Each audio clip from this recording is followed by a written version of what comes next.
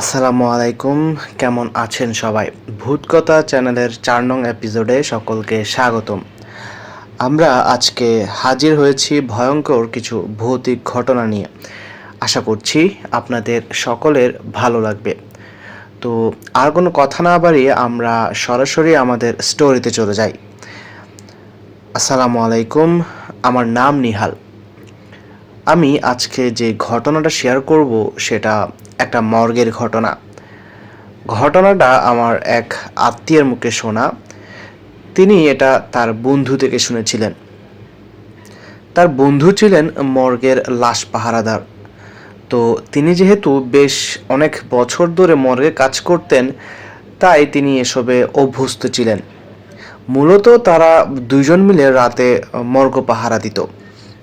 কিন্তু সেদিন অপরজন অসুস্থ থাকায় ডিউটিতে আসেননি, তাই তিনি সেদিন একাই মর্গ পাহারা দিচ্ছিলেন। রাত যখন প্রায় ১টা, তখন হঠাৎ তিনি লাশঘর থেকে কোনো কিছু পড়ে যাওয়ার শব্দ পান। যেহেতু তিনি অনেক বছর ধরে এখানে আছেন, তাই তিনি এই শব্দকে অতটা গুরুত্ব দেননি এবং তিনি তার রুম, যেখানে তারা দুজন বিশ্রাম নেন, সেখানে শুয়েছিলেন কিছুক্ষণের জন্য। অল্প সময় পর তিনি একই শব্দ আবার শুনতে পান। মনে হলো কিছু একটা উপর থেকে পড়ে গিয়েছে। এবার তার সন্দেহ হলো, মনে হয় লাশঘরে বিড়াল ঢুকেছে। তাই তিনি তাড়াহুড়ো করে লাশঘরের দিকে ছুটলেন। লাশঘরের সামনে এসেই তিনি অদ্ভুত রকমের বাজে গন্ধ পাচ্ছিলেন। তিনি তার পকেট থেকে চাবি বের করে লাশঘরের তালা খুললেন এবং ভেতরে প্রবেশ করার সাথে সাথে দেখলেন গন্ধটি আর নেই। উদ্বুদ্ধ তিনি বেশ অবাক হলেন এবং পুরো লাশঘর হেঁটে দেখলেন সব লাশ ঠিকঠাক আছে কিনা। সব কিছু তো আগের মতোই নর্মালি আছে, তাইলে কিসের আওয়াজ ছিল সেটা? এদিকে লাশঘরে একটা ছোট জানালা ছিল, সেটাও বন্ধ। বিড়াল ঢোকার প্রশ্নই আসে না। এদিকে ভুল শোনার স্কোপ নেই, কারণ দুইবার তিনি আওয়াজটা শুনেছেন। যাই হোক, তিনি আবারও লাশঘরের দরজায় তালা লাগিয়ে তার রুমে চলে গেলেন। প্রায় 10 থেকে 15 মিনিট পর আবারও সেই একই শব্দ হলো। উপর থেকে কিছু একটা পড়ে যাওয়ার শব্দ মনে হলো। তিনি এবার শুনেও চুপচাপ থাকলেন। ঠিক এভাবেই একটা নির্দিষ্ট সময়ের ব্যবধানে 2বার, 3বার, 4বার করে মোট 7বার একই রকম আওয়াজ হলো। তিনি এবার কি করবেন ঠিক বুঝতে পারছিলেন না। তিনি বাধ্য হয়ে আবারও লাশঘরের সামনে গেলেন। এবারও একই রকমভাবে লাশঘরের সামনে অদ্ভুত রকমের বাজে গন্ধ পাচ্ছিলেন। তিনি এবার আর দরজা খুললেন না। দরজার সামনে কান পেতে দাঁড়িয়ে থাকলেন। ভেতরে কি হচ্ছে সেটা বোঝার জন্য তিনি সেখানে দাঁড়িয়ে রইলেন। এবার ঠিক একইভাবে একটু পর একই আওয়াজটাই শুনতে পেলেন। তিনি আন্দাজ করতে পারলেন আওয়াজটা মূলত লাশের বেড থেকে লাশ মাটিতে পড়ে যাওয়ার শব্দ, অর্থাৎ স্ট্রেচার থেকে লাশটা গড়িয়ে গড়িয়ে মাটিতে পড়ে গিয়েছে। তিনি এবার একটু ঘাবড়ে গেলেন। তিনি আরো কিছুক্ষণ অপেক্ষা করলেন দরজার সামনে। ঠিক একটু পর তার কানে আসলো লাশের বেড অর্থাৎ স্ট্রেচার নড়ার শব্দ এবং তিনি একটা জিনিস খেয়াল করলেন, মূলত কেউ একজন বেডের উপর উঠছে, এরপর ধপাস করে মাটিতে পড়ছে এবং এই জিনিসটা একটা নির্দিষ্ট সময় পর পর রিপিট হচ্ছে। তিনি এবার ঘামতে লাগলেন। লাশঘরের তালা খুলে ভেতরে প্রবেশ করার সাহস পাচ্ছিলেন না তিনি, কিন্তু তাকে যেতেই হবে, এটা তার ডিউটি। যদি কোনো কারণে লাশ মিসিং হয় বা লাশঘরের কোনো ক্ষতি হয়, তাহলে তাকেই জবাবদিহি করতে হবে, এমনকি চাকরিও চলে যেতে পারে। তাই তিনি আর চিন্তা না করে তালা খুলে লাশঘরের ভেতরে প্রবেশ করলেন। প্রবেশ করেই শুরুতে যেটা দেখতে পান তা দেখে তার গায়ের লোম দাঁড়িয়ে যায়। সেদিন বিকালে একটা মেয়ের লাশ এসেছিল। ওই মেয়ের লাশের উপর থেকে কাপড় সরে গিয়েছে। সেখানে বাতাস আসা যাওয়ার কোনো স্কোপই ছিল না। তার চেয়ে ভয়ঙ্কর বিষয় হচ্ছে লাশের বেডটা অর্থাৎ স্ট্রেচারটা ছিল সামনের সারিতে। সেটা এখন এমনভাবে রাখা আছে যেন কেউ ঠেলে জানালার পাশে নিতে চেয়েছিল। প্রায় আড়াআড়ি হয়ে আছে। এসব দেখে তিনি বেশ ঘাবড়ে গেলেন এবং পুরো লাশঘরটা ভালোভাবে দেখলেন কোনো চোর ঢুকলো কিনা। ঠিক তখনই ঘটে যায় সবচেয়ে বীভৎস ঘটনাটি। হঠাৎ করেই ওই মেয়েটার লাশ স্ট্রেচার থেকে ধপাস করে নিচে পড়ে যায়। সাথে সাথেই ওনার বুক ধপ করে ওঠে। উনি বুঝে উঠতে পারছিলেন না ঠিক কি করবেন, তবে এতটুকু বুঝতে পারছিলেন প্যারানর্মাল কিছু একটা ঘটছে তার সাথে। তিনি তাড়াতাড়ি দরজার কাছে চলে আসলেন। দরজার কাছে এসেই যখনই তিনি পেছনে ফিরলেন, দেখলেন লাশটা আবার আগের মতো স্ট্রেচারে শুয়ে আছে। তিনি আর এক মুহূর্ত দেরি না করে দরজা বন্ধ করে তালা লাগিয়ে দিলেন আর পুরো রাত রুমে সূরা পড়তে পড়তে কাটিয়ে দিলেন। এরপর থেকে তিনি একা কখনোই মর্গ পাহারা দেননি। সুপ্রিয় দর্শক, আশা করছি আমাদের প্রথম গল্পটি আপনাদের ভালো লেগেছে। আর হ্যাঁ, আপনারা এই মুহূর্তে কে কোথা থেকে আমাদের শুনছেন কমেন্ট করে জানাবেন। তো এবার আমরা সরাসরি চলে যাব আমাদের দ্বিতীয় ঘটনাতে। আমরা আমাদের যে দ্বিতীয় ঘটনা বা সেকেন্ড ঘটনাটা শুরু করছি। আমাদের দ্বিতীয় গল্পটা অভিশপ্ত বাসার একটা ঘটনা। আমি হুবহু গল্পটা পড়ে শোনাচ্ছি। আমার বাবা মা জরুরি কাজে গ্রামের বাড়িতে বেড়াতে যাওয়ায় সেদিন আমি একা বাসায় ছিলাম। বলে রাখা ভালো, আমি আমার বাবা মায়ের একমাত্র সন্তান। যদিও আমার বাবা মা আমাকে একা রেখে বাড়ি যেতে চাননি, কিন্তু এর পরের দিন আমার এক্সাম থাকায় বাধ্য হয়ে আমাকে একা থাকতে হলো। যদিও আমার একা বাসায় থাকার অভ্যেস নেই, তাই একটু ভয় ভয় করছিল, কিন্তু যথেষ্ট বয়স হওয়ায় ভয় করছে সেটা বলতে লজ্জা পাচ্ছিলাম। তাই বাবা মাকে জানাইনি ভয় লাগার বিষয়টা। যাই হোক, আমি আমার মতো করে আমার রুমের ডেস্কে বসে পড়ছিলাম, অর্থাৎ আমি আমার রুমের টেবিলে বসে পড়ছিলাম। তখন রাত আনুমানিক 12টা বা 1টা। আমার পড়ার টেবিল থেকে আমার ড্রয়িং রুম দেখা যায়। তো পড়ার এক পর্যায়ে আমি হঠাৎ খেয়াল করলাম একটা মানুষের মতো অবয়ব ড্রয়িং রুম থেকে আমার আব্বু আম্মুর রুমের দিকে হেঁটে চলে গেল। আমি প্রথমে ভেবেছিলাম আমার দেখার ভুল হতে পারে, অথবা ভয় ভয় লাগাতে আমার ওভার থিঙ্কিংয়ের কারণে এমনটা মনে হয়েছে, কিন্তু না।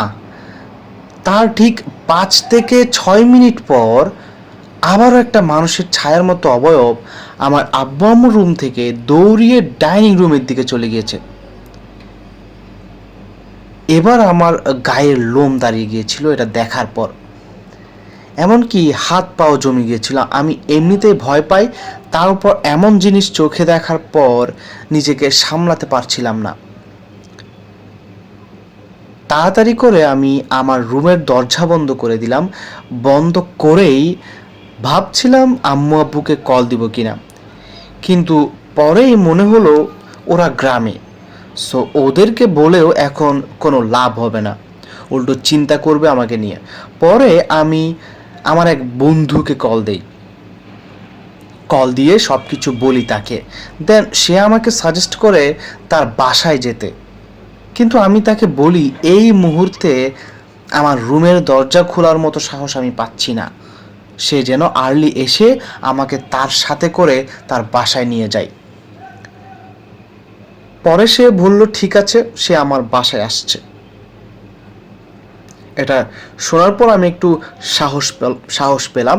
এদিকে ফোন রেখেই আমি আমার বন্ধুর জন্য ওয়েট করছিলাম। হঠাৎ করেই শুনি আমার রুমের দরজায় কেউ একজন নক করছে। নক করার আওয়াজ শুনে আমার বুক ধক করে উঠল।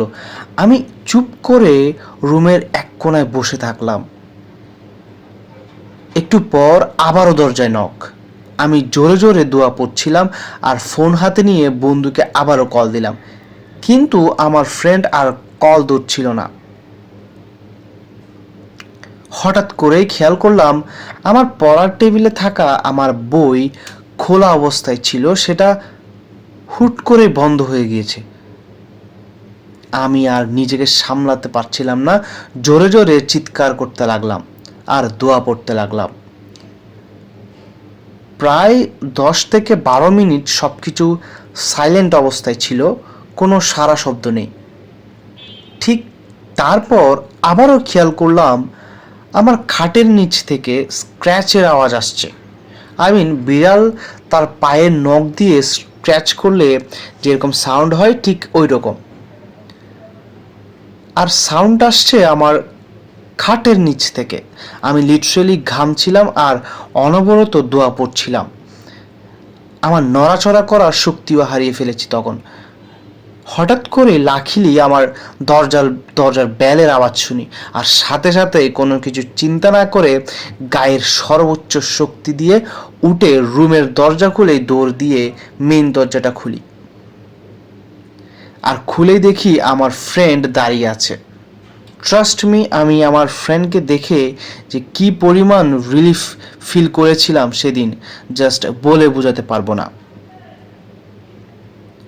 আমি তাকে সব ঘটনা খুলে বলি অ্যান্ড সে সব শোনার পর আমাকে বলে সে আমার সাথে আমাদের বাসায় থাকতে চায়, কজ সে এসবে ভয় পায় না অ্যান্ড এই বিষয়গুলো নিয়ে তার খুব কিউরিওসিটি, তাই সে সামনাসামনি এসব জিনিস এক্সপেরিয়েন্সড করতে চায়।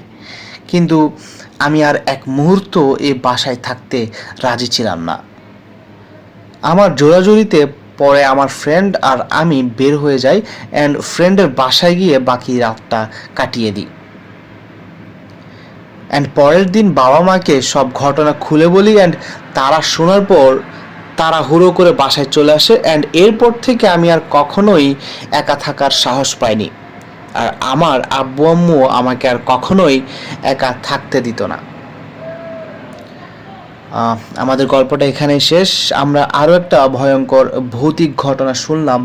আমি আশা করছি আমার দর্শক যারা এই মুহূর্তে আমাকে শুনছেন তাদের গল্পটা বেশ ভালো লেগেছে। আরও একটা কথা বলে রাখি, যারা এখনও পর্যন্ত আমাদের শুনছেন কিন্তু এখনও সাবস্ক্রাইব করেননি, তারা অনুগ্রহ করে চ্যানেলটা সাবস্ক্রাইব করে দিবেন এবং পাশের বেল আইকনটি প্রেস করে দিন যাতে আমাদের ভিডিওটি সবার আগে আপনার কাছে পৌঁছে যায়। ওকে, এবার আমরা আমাদের পরের গল্পে চলে যাচ্ছি।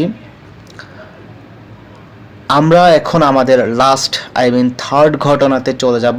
আর আমাদের 3 নম্বর ঘটনাটা অনেক স্পেশাল, কজ একজন স্পেশাল মানুষ এই গল্পটা আমাকে লিখে পাঠিয়েছে। সো আমি হুবহু গল্পটা পড়ে শোনাচ্ছি। রাত বাজে তখন 1টা। মা আমাকে জোর করছিল তার পছন্দের মেয়েটিকে বিয়ে করতে। মেয়েটি আমাদের পাশের বাড়িরই।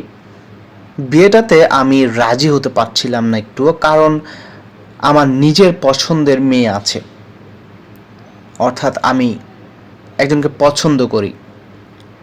তো এক পর্যায়ে মায়ের সাথে খুবই তর্ক শুরু হয়ে গেল এই নিয়ে, আর মা রেগে গিয়ে বলে উঠলেন, বের হয়ে যা তুই আমার ঘর থেকে।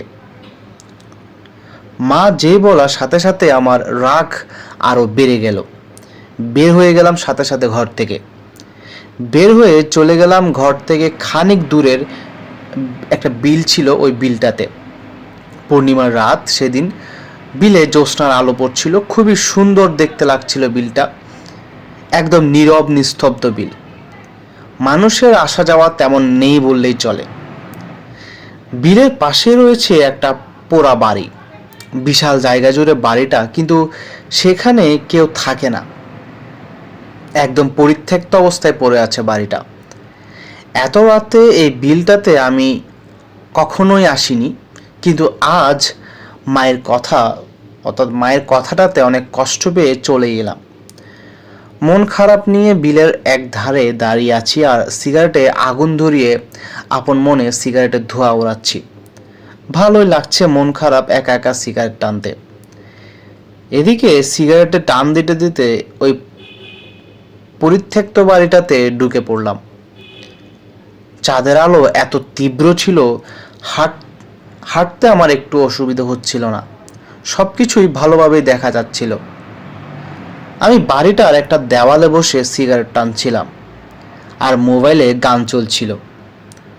হঠাৎ খেয়াল করলাম কেউ একজন আমার কাঁধে হাত রেখেছে। পেছন ফিরতে দেখি আমার মা আমার কাঁধে হাত রেখে করুণ চেহারা নিয়ে দাঁড়িয়ে আছে।